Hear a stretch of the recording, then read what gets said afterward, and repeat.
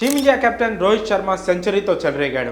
ఇంగ్లాండ్తో జరుగుతున్న మూడో టెస్టులో అద్భుత ఇన్నింగ్స్తో ఆకట్టుకున్నాడు. 33 పరుగులకే 3 వికెట్లు కోల్పోయి కష్టాల్లో ఉన్న జట్టును జడేజాతో కలిసి పటిష్ట స్థితిలో నిలిపాడు.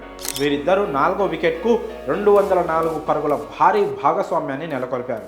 ఇక ఈ సెంచరీతో రోహిత్ భాయ్ ఏకంగా 73 ఏళ్ల రికార్డును బద్దలు కొట్టాడు. దీంతో అభిమానులు ఫుల్ హ్యాపీగా ఉంటారని అందరూ అనుకున్నారు. కానీ ఈ రికార్డు సంగతి పక్కన పెడితే వారు మాత్రం తెగ ఫీల్ అయిపోతున్నారు.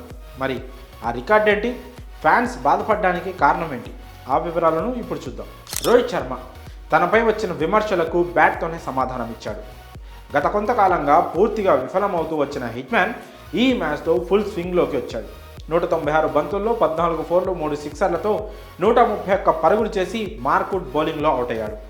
ఈ శతకంతో తన టెస్ట్ కెరియర్లో 11 సెంచరీలు పూర్తి చేసుకున్నాడు. ఈ క్రమంలోనే ఓ భారీ రికార్డును బద్దలు కొట్టాడు. 73 ఏళ్ల క్రితం టీమిండియా దిగ్గజం విజయ్ హజారే నెలకొల్పిన రికార్డును బ్రేక్ చేశాడు. ఇంతకీ ఆ ఘనత ఏంటంటే 1951లో ఇంగ్లాండ్ టీంపై సెంచరీ సాధించాడు భారత మాజీ ఆటగాడు విజయ్ హజారే. అప్పుడు అతని వయస్సు 36 సంవత్సరాల 278 రోజులు. తాజాగా ఈ ఓల్డ్ రికార్డును బద్దలు కొట్టాడు రోహిత్. ఈ సెంచరీ నాటికి హిట్మ్యాన్ వయసు 36 ఏళ్ల 291 రోజులు. దీంతో అత్యధిక వయసులో శతకం చేసిన టీమిండియా కెప్టెన్గా నిలిచాడు రోహిత్.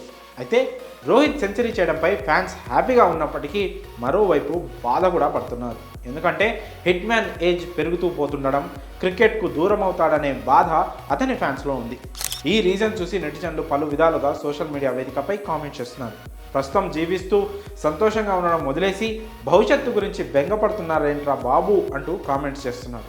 మరి రోహిత్ 73 ఏళ్ల రికార్డును బద్దలు కొట్టడంపై మీ అభిప్రాయాలను కామెంట్స్ రూపంలో తెలియజేయండి.